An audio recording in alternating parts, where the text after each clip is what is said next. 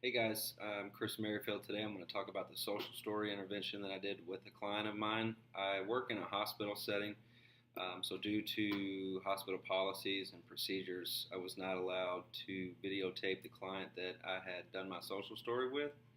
But what I had done was created a social story, a small social story that consisted of 13 pages. And for this particular client, he had issues with coping skills and anger. He has autism. He also has Prader-Willi syndrome.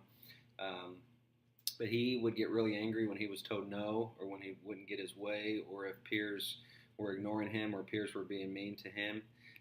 So what I did was develop a social story that would help teach him coping skills and things that he can do when he gets mad.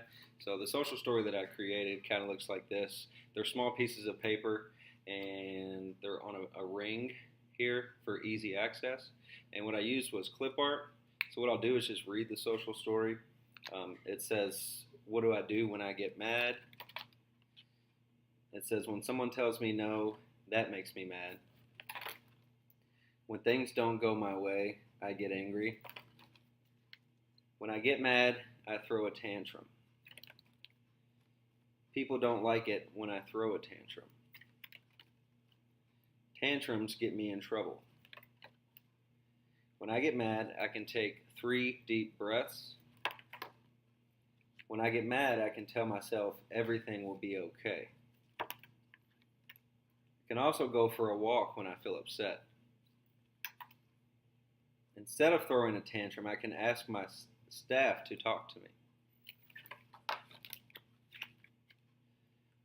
Then I can tell them how I feel.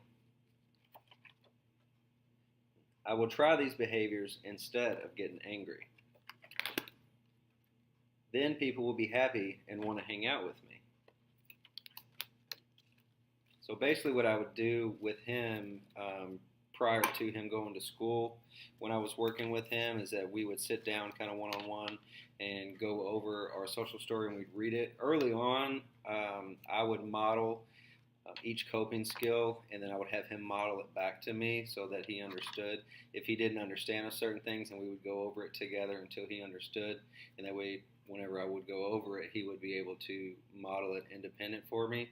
And we did this continually until he was able to read and understand and to model back to me what the coping skills were.